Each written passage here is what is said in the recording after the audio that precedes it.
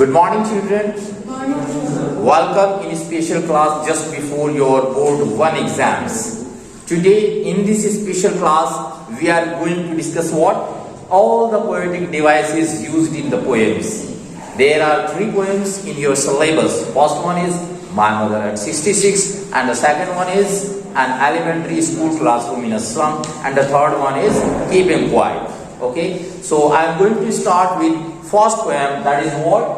My Mother at 66. That has been composed by Kamla Das. Kamla Suraya Das is full name of this poetess, and how is it that she converted her religion into Islam, and later on she adopted a name Suraya. That's why she is called Kamla Suraya Das, and her original name is Madhavi Kutti. She belongs to Kerala. She also composed poetry in Malayalam.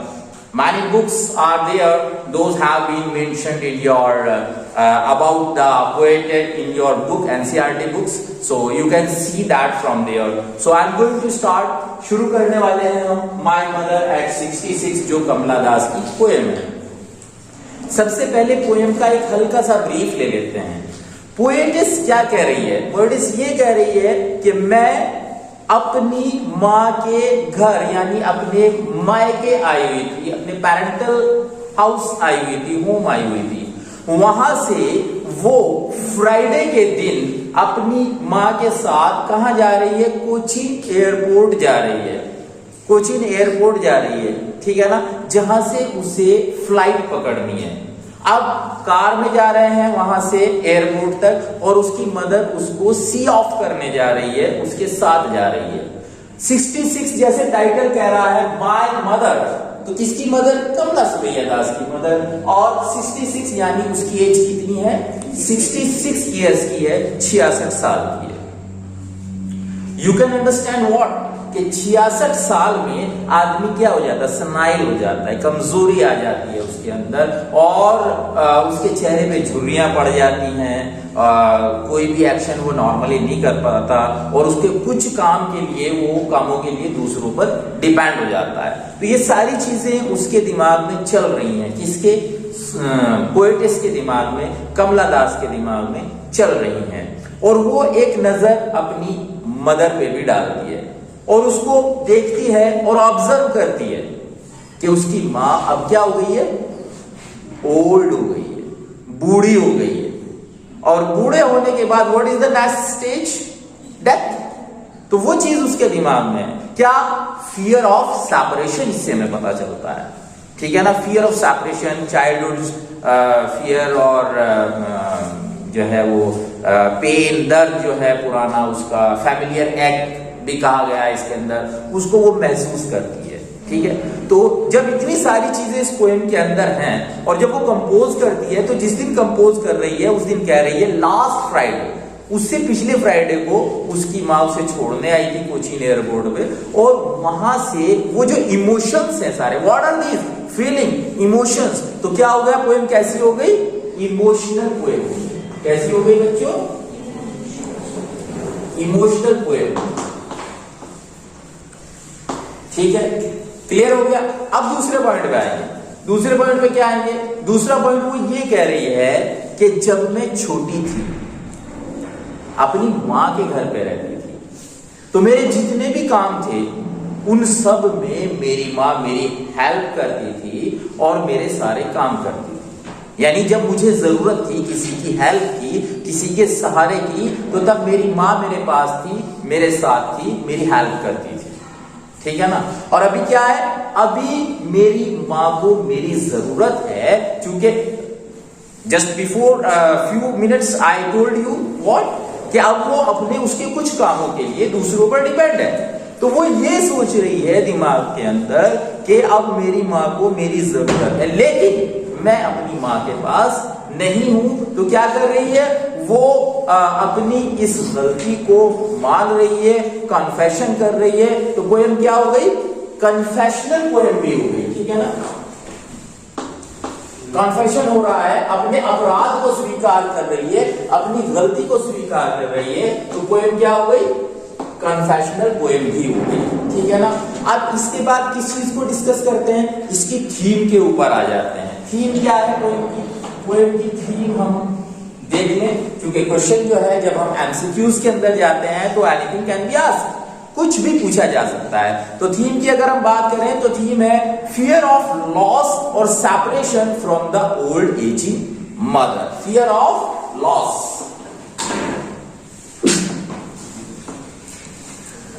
Fear of loss और separation, loss और separation, किससे किससे separation, separation from the old ageing mother, separation from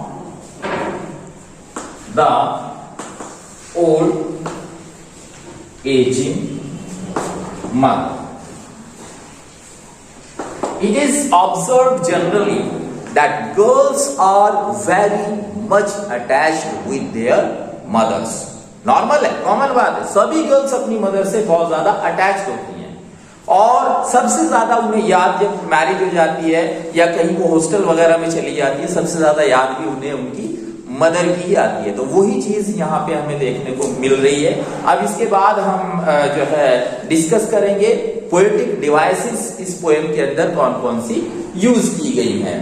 तो poetic devices क्या होती है children, poetic devices वो चीजें होती हैं, फिगर ऑफ स्पीच, जिनको यूज करके पोएट्री को इंप्रेसिव बनाया जाता है, पोएट्री को जो है ब्यूटीफाई किया जाता है, सुंदर लगती है, सुनने में पढ़ने में अच्छी लगती है, ठीक है ना। तो सबसे पहला जो पोएटिक डिवाइस हम डिस्कस करने जा रहे हैं वो है सिमिली। सिमिली यू नो क्या होता है, टू डिफरेंट ऑब्जेक्ट्स को जब हम कंपेयर करते हैं, at least having one single common feature या क्वालिटी, यानी उन दोनों ऑब्जेक्ट्स को जब हम कंपेयर कर रहे हैं तो कम से कम उन दोनों के अंदर कोई एक कॉमन क्वालिटी, कोई एक गुण होना चाहिए जो उन दोनों के अंदर हो, ठीक है। तो सिमिली का यहाँ पे यूज किया गया है, वो क्या कह रही है, एक लाइन है, Asian like that of a corps, उसके चेहरे को, अपनी माँ के चेहरे को देख रही है और माँ क्या कहते हैं, ये Asian like that of a corpse. Corpse, you know, dead body, लाश। एशन, ऐश किसको कहते हैं, राख को कहते हैं। जब जल जाता है तो राख बचती है और वो ग्रे कलर होता है उसका। तो अभी उसकी मदर का जो है, देखिए ये चीज दिमाग में चल रही है कि मेरी माँ मर जाएगी, चली जाएगी, मैं उससे अलग हो जाऊंगी, सेपरेट हो जाऊंगी, तो वो चीज दिमाग के अंदर उसके चल रही है और वो उसको तकलीफ दे रही है, परेशान कर रही है। तो ऐश का उसने यूज किया, एशन। अब ये कंपैरिजन जो है हम करते हैं किससे, लाइक, एज, सो, एज, इन वर्ड से हम ये कंपैरिजन करते हैं तो सिमिली हो जाता है। यहाँ उसने अपनी माँ के फेस को लाश से, यानी अपनी माँ को लाश से कंपेयर किया है। लाश के चेहरा जब ब्लड सर्कुलेशन रुक जाता है तो कलर जो है फेस का वो कैसा हो जाता है, पेल हो जाता है, फीका हो जाता है और कोई लाली उसके ऊपर नहीं रहती। तो अभी वो कह रही है कि वो ग्रे कलर सा जो एशन like that of a corps, मेरी माँ का चेहरा ऐसा लग रहा है जैसे लाश का चेहरा हो। और दूसरी जगह वो कहती है as a late winter's moon, as a late winter's moon, किसको कह रही है, फिर अगेन अपनी माँ के चेहरे को ही कह रही है, किससे किससे कंपैरिजन कर रही है, एज वर्ड के साथ लेट विंटर्स मून से कंपैरिजन कर रही है। अब यहाँ पे दो चीजें हो जाती हैं, एक चीज तो ये हो गई आपकी कि उसने कंपेयर किया है अपनी माँ के चेहरे को, सिमिली हो गई है। दूसरी चीज क्या हो जाती है, सवाल पूछा जाता है, why has she compared her mother's face with late winter's moon. Late winter's moon क्यों कहा है, यहां रीजन ये हो जाता है चिल्ड्रन के विंटर सीजन जो है ना, वो साइकिल जो है ना, सीजन साइकिल, उसमें लास्ट में आता है और ओल्ड एज लास्ट एज होती है। शेक्सपियर की भी एक पोएम है द सेवन एजेस, है ना, वो पहले जो सिलेबस होता था क्लास 10th का इंग्लिश कम्युनिकेटिव, उसके अंदर होती थी। तो उसके अंदर उसने 7 स्टेजेस बताई हैं और वही है लास्ट स्टेज उसने ओल्ड एज बताई है और उसके बाद उसने फिर डेथ बताया। तो वही है, ओल्ड एज है, ओल्ड एज के बाद डेथ है। और इसी तरह से विंटर सीजन जो है वो लास्ट होता है। और विंटर्स में जब लास्ट होता है ना, बिल्कुल लास्ट, तो आप जो है अपनी माँ को उसने चंद्रमा से कंपेयर किया है, इससे मून से कंपेयर किया है। जैसे आदमी अपनी ओल्ड एज में आके उसका चेहरा फीका पड़ जाता है, कमजोर हो जाता है, इसी तरह से चंद्रमा, मून लास्ट सीजन में, विंटर सीजन में, सीजन साइकिल के लास्ट सीजन में, विंटर सीजन में फीका पड़ जाता है, कमजोर। आप देखते भी होंगे सर्दियों में मून जो है वो फीका फीका सा दिखाई देता है। तो इसलिए उसने यह कंपैरिजन किया है। इसको आप जरूर लिख लें, विंटर को आप जरूर लिख लें। Last season off season cycle, last season off season cycle.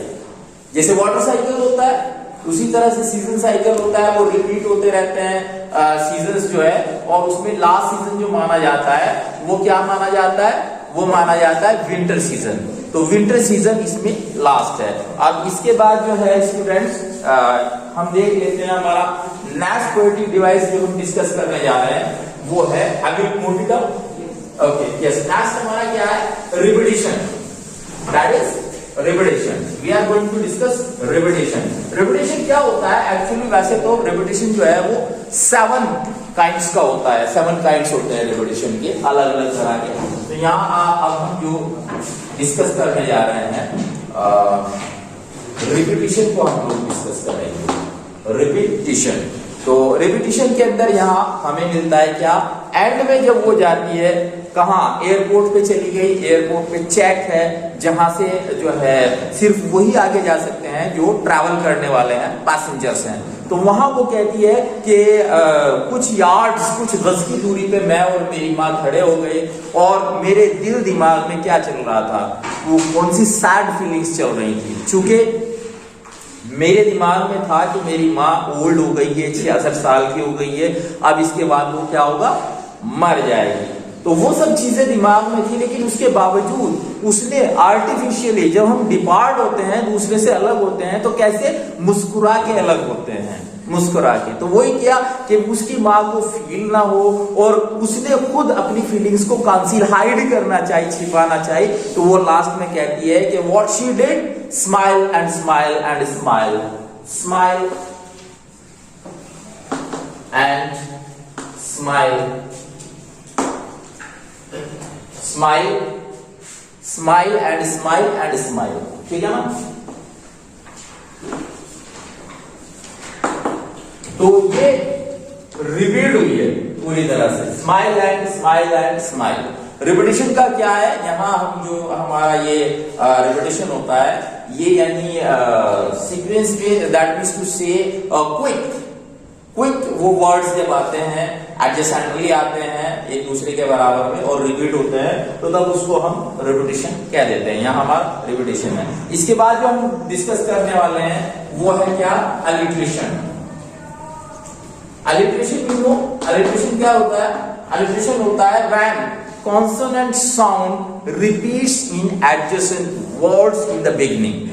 जब शुरू के अंदर जो एडजेसेंट वर्ड्स होते हैं एक दूसरे के बराबर में होते हैं और उनकी फर्स्ट साउंड जो होती है वो कॉन्सोनेंट साउंड होती है, तो वो क्या होता है, एलिट्रेशन हो जाता है। अब एलिट्रेशन आप यहां देखेंगे, इसके अंदर जो है सी यू सून अम्मा, व्हाट, सी यू सून अम्मा।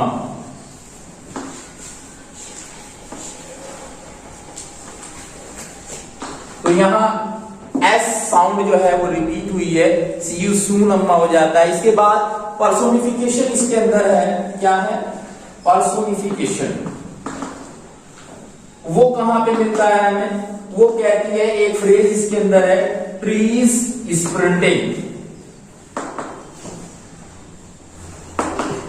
Trees sprinting. स्प्रिंट, स्प्रिंट कहते हैं तेजी से भागना, दौड़ना। यहां क्या कह रही है, कार के अंदर है। वो जो विचार दिमाग में आ रही हैं कि मेरी माँ लेट विंटर्स मून से कंपेयर कर रही है, कॉर्प्स से कंपेयर कर रही है और कह रही है कि इसके बाद मेरी माँ मर जाएगी, डेथ हो जाएगी। तो वो जो सैड फीलिंग्स हैं उनको हाइड करती है, और उनको हाइड करती है यानी उसको अपने विचार को तब्दील कर देना चाहती है, बदल लेना चाहती है। और जब बदल लेना चाहती है तो वो क्या करती है, वो खिड़की के बाहर देखती है। खिड़की के बाहर देखती है, उसे क्या दिखाई देते हैं, जब हम किसी भी चीज पे ट्रैवल कर रहे हैं तो क्या होता है, हमें बाहर की चीजें पीछे को भागती हुई दिखाई देती हैं। तो वही हो रहा है वहां। उसने क्या कहा, ट्रीज स्प्रिंटिंग, भागते हुए, दौड़ते हुए, पेड़, ट्रीज। तो क्या हुआ, स्प्रिंट किसकी है, किसकी क्वालिटी होती है, स्प्रिंट जो क्वालिटी होती है वो लिविंग बीइंग की होती है। वो गति करते हैं, वो भागते हैं, वो दौड़ते हैं। तो जब किसी इनएनिमेट ऑब्जेक्ट को हम एनिमेट ऑब्जेक्ट की तरह कंसीडर करते हैं, उनकी क्वालिटी को मान लेते हैं, तो वहां पर्सोनिफिकेशन हो जाता है, यानी उसको पर्सोनिफाई कर दिया गया है। ठीक है ना।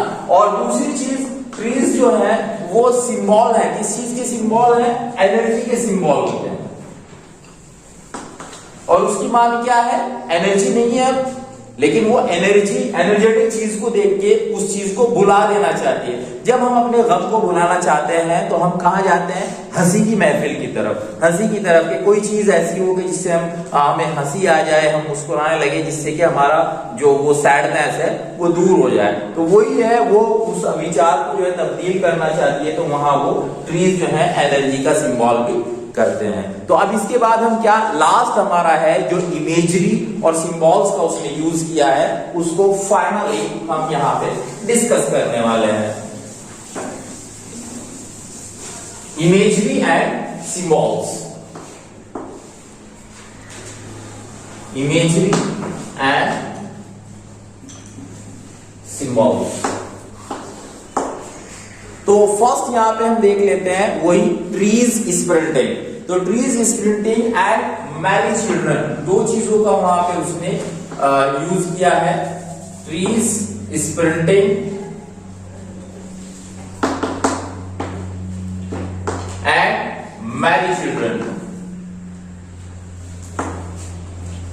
मैरी चिल्ड्रन उसने कहा है कि spilling out of their houses, अपने घरों से उछलते हुए, कूदते हुए, खुश है वो मैरी चिल्ड्रन, बाहर निकल रहे हैं। तो उनको कह रहे हैं वो सिंबल है किस चीज के, यूथ के सिंबल है, एनर्जेटिक है। और वो छोटे बच्चे किस चीज के सिंबल है, यूथ के सिंबल है। ठीक है ना। और उसके अलावा किस चीज के सिंबल है, विगोर। ठीक है जी। और किस चीज के सिंबल है, वाइटैलिटी। वाइटैलिटी का सिंबल है। और किस चीज के सिंबल है, life and growth, life and growth. ठीक है। ये सारी चीजें जो हैं उसके उलट हैं, जो विचार उसके दिमाग में चल रहे हैं, जो फीलिंग्स उसके दिमाग में चल रही हैं। तो ये सिंबल्स हैं इन चीजों के। इसके बाद जो है वो ट्रीज स्प्रिंटिंग को एक बार और हम डिस्कस करते हैं। ट्रीज स्प्रिंटिंग किसी और तरफ भी इशारा करता है। ट्रीज स्प्रिंटिंग, ट्रीज स्प्रिंटिंग हमें पासिंग ऑफ टाइम भी बताता है। जैसे तेजी से वो पेड़ गुजरते जा रहे हैं, भागते दौड़ते चले जा रहे हैं, इसी तरह से टाइम, समय, वक्त जो है वो भागता दौड़ता चला जा रहा है। टाइम पासिंग वेरी फास्ट, समय जो है बड़ी तेजी से गुजरता चला जा रहा है। इसके बाद जो है विंटर्स मून मैंने बताया था। फिर एक बार यहाँ पे फिर डिस्कस कर लेते हैं कि विंटर्स मून को उसने क्यों कहा है winters moon. Already I have told you that winter is the last season off season cycle. तो वही है, उसी चीज को वो कह रहा है। और सिंबल ऑफ डेथ की तरह से यूज किया है, सिंबल ऑफ डेथ। क्यों? क्योंकि ओल्ड एज के बाद क्या आना है, डेथ भी आनी है। और symbol of last season off season cycle.